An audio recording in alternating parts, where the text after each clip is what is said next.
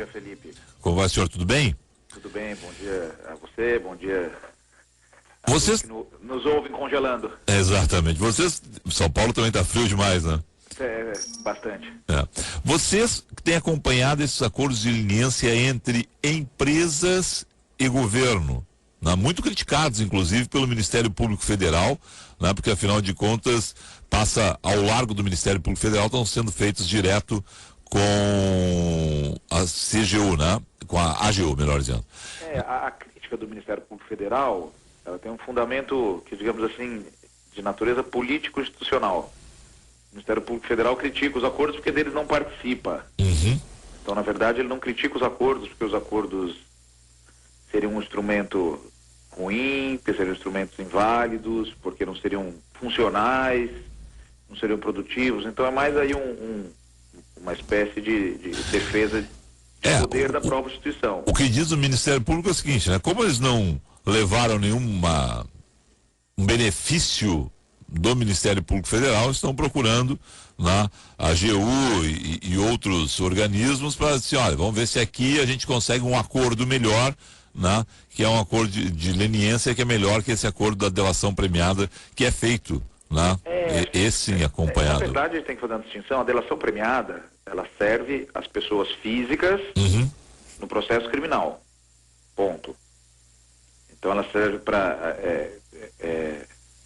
melhorar a situação, ou não, de pessoas que são réus em ações penais. O acordo de leniência, ele serve às pessoas jurídicas, às empresas, para que as empresas possam, de certa forma, confessar uma prática irregular ou ilícita, receber uma punição, aceitar a punição e basicamente continuar funcionando. É isso. Então são dois instrumentos diversos que podem coexistir. Então, tem como a gente pensar que essas empresas que estão fazendo o acordo de leniência vão continuar funcionando, vão continuar fechando acordos com o próprio governo federal, nesse caso, né? Pode ter alguma coisa, uma similitude com um partido político, que é essa proposta que a Folha coloca? O José Dirceu, o Vacari estariam conversando com advogados, com deputados do PT, para saber se conseguem avançar. Tem como fazer algo similar ao que a gente tem com as empresas no campo político partidário? Pois é, Felipe. Eu também tenho a mesma informação que vocês, ou seja, uma notícia de hoje sem maiores fundamentos. Mas o que eu posso dizer é o seguinte, esses instrumentos e tudo, né, não há saída para a solução da crise fora do regime da legalidade. Então, qualquer solução aceita ela tem que estar prevista em lei. Qualquer solução.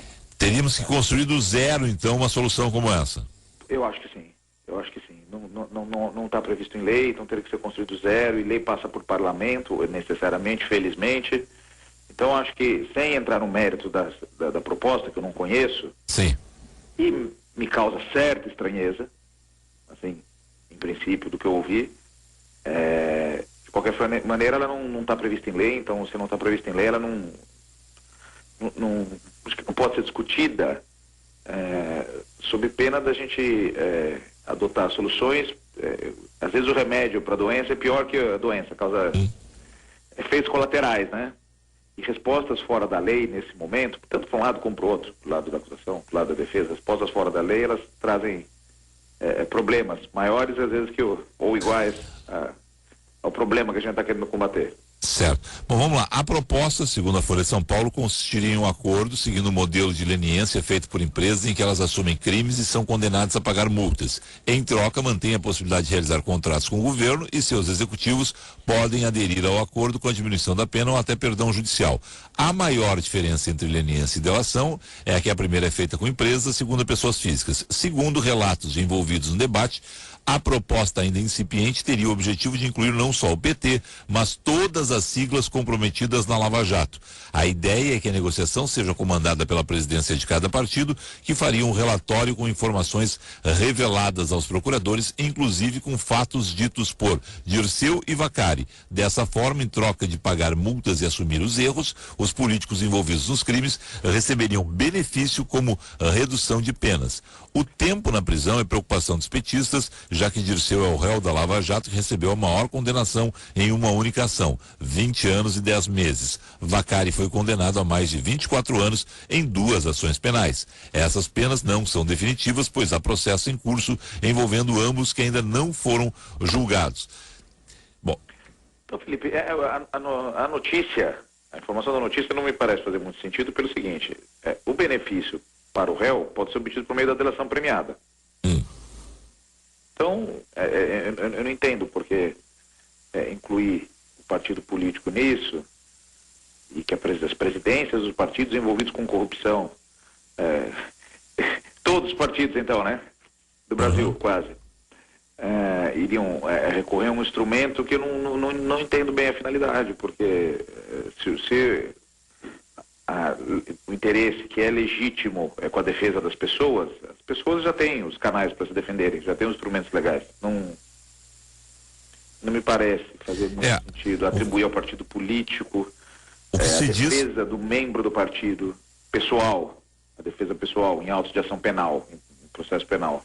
O que se diz nesse caso é que a leniência também pode ser um meio do PT evitar que seja inviabilizado por dívidas, caso se torne alvo de novos processos.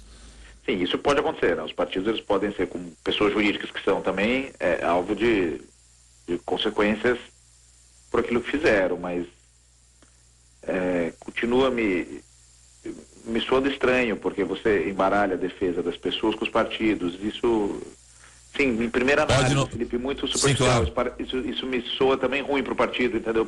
Pensando no partido político como instrumento da democracia. Pode não ser uma tática boa, portanto, né?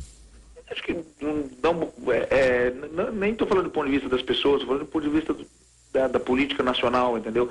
Acho que existe uma demanda quase unânime por uma reforma do sistema eleitoral. E eu acho que esse assunto só pode ser tratado dentro dessa discussão.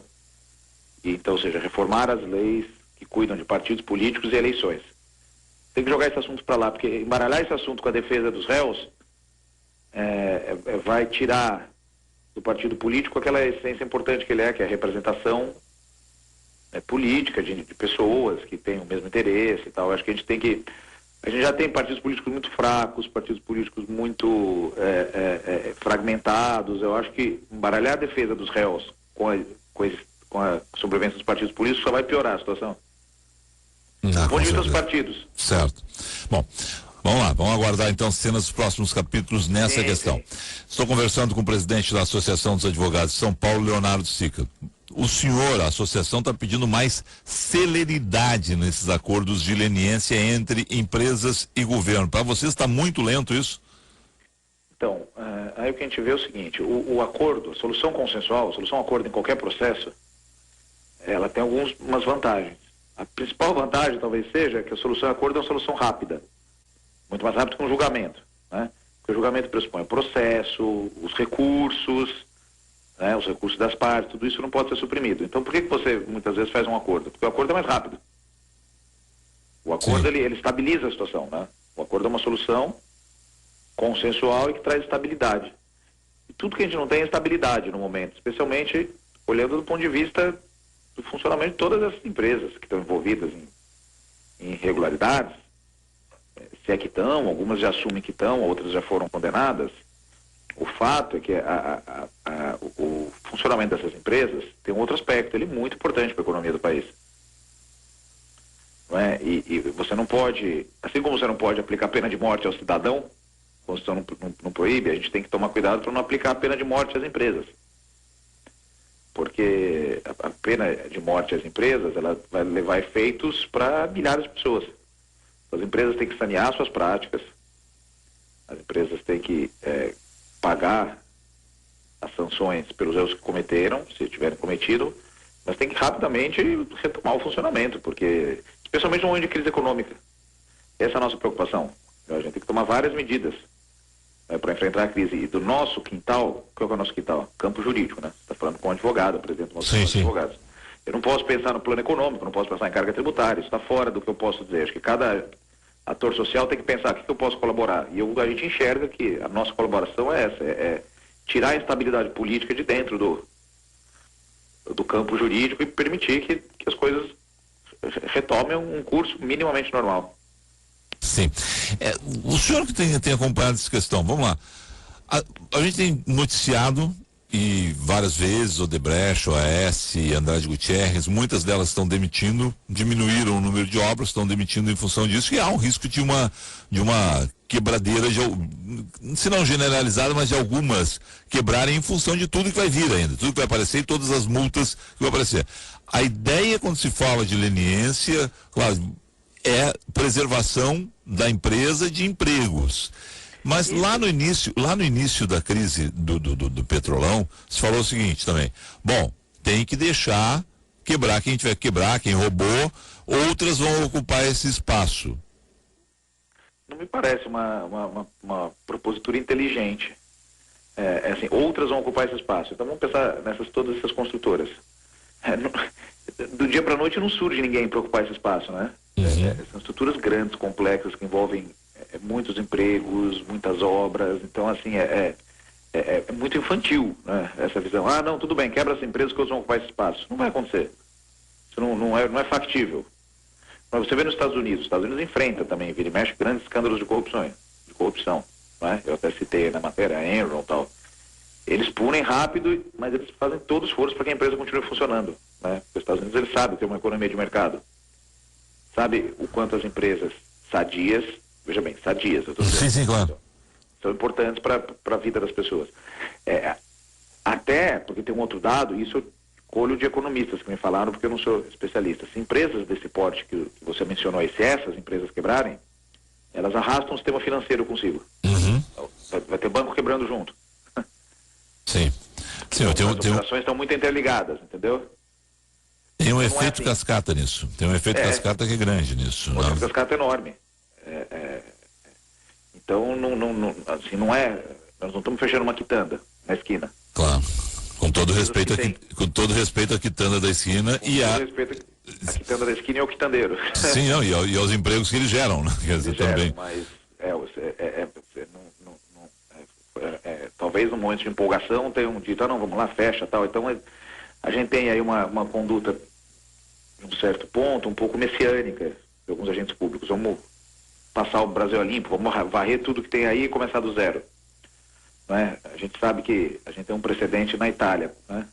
A gente teve a Operação Mãos Limpas que se governou por essa mesma lógica. E aqui a gente sabe que o pessoal segue muito a ideia das Mãos Limpas, que eles fizeram. Eles varreram a classe política empresarial, deixaram tudo no zero. Né? E do zero que eles tiveram foram 3 mandatos do Silvio Berlusconi em seguida, governando o país. Porque quando você faz terra arrasada do país, você não sabe o que pode vir. Sim. Então a gente tem que preservar instituições que funcionam, e tem muitas funcionando, instituições públicas funcionando, e a gente tem que preservar instituições privadas que estejam funcionando também e punir as pessoas. Tem que achar meios termos. Então, vamos lá.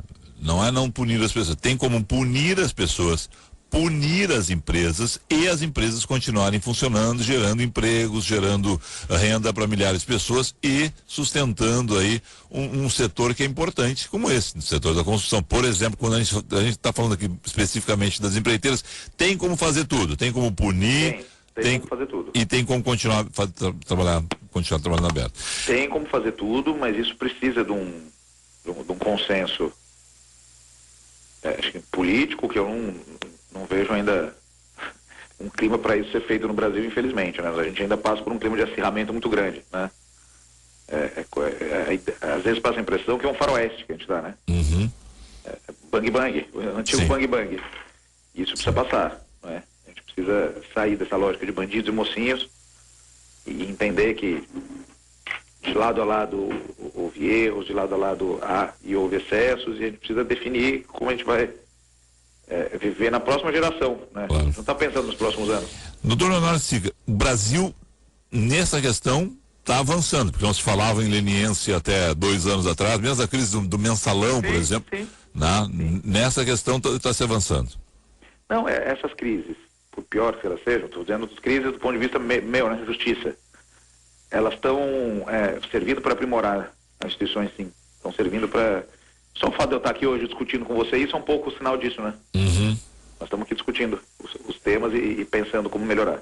Sim, esse é um assunto que surgiu agora, né? Para nós, estou dizendo para a população, não para vocês advogados, não para quem está dentro do... Mesmo para nós é recente. Mesmo para nós é recente. E é uma solução que é viável. Bom, eu quero agradecer ao senhor, vamos continuar acompanhando, porque a gente, afinal de contas, vocês têm tratado de leniência na Associação de Advogados de São Paulo, né? Claro. E a gente tinha essa situação de leniência partidária, que aí nós vamos convidar. Tá todo mundo ainda pisando em ovos, né? A situação é complicada, isso. Ninguém, como a gente não consegue ninguém do PT nesse momento para falar um pouco mais, o Zé Dirceu não pode, o Vacari não pode, o Fernando Podival, colega de vocês, não quer, Roberto Podival, melhor dizendo, não quer falar a respeito do assunto ainda. Então tá todo mundo tateando ainda nessa situação. Então espero ter ajudado. Não, eu acho que pelo menos a gente conversou, né, a respeito e colocou o assunto na roda, porque pode acontecer, é complicado, é diferente, seria uma novidade, seria uma mudança, né? Os partidos, e aí claro, começando pelo PT, essa proposta vem do Partido dos Trabalhadores, mas os partidos pegarem e fazerem meia-culpa deles, assumirem, né, muitas coisas, porque até aqui todos eles negam, né? Os partidos brasileiros são todos feitos de anjos, né? Não, nunca se roubou, não tem nada a ver, não, o partido não era Caixa 2, não sei o quê. Não, né? É só não que a gente ouve, né? E acho que o principal problema é que os partidos políticos no Brasil têm donos, né? Perfeito. Todos têm donos, isso tem que acabar. Perfeito. Tá certo. Doutor Leonardo, obrigado ao senhor aí, um excelente trabalho. Obrigado, Rádio Guaíba. Um abraço.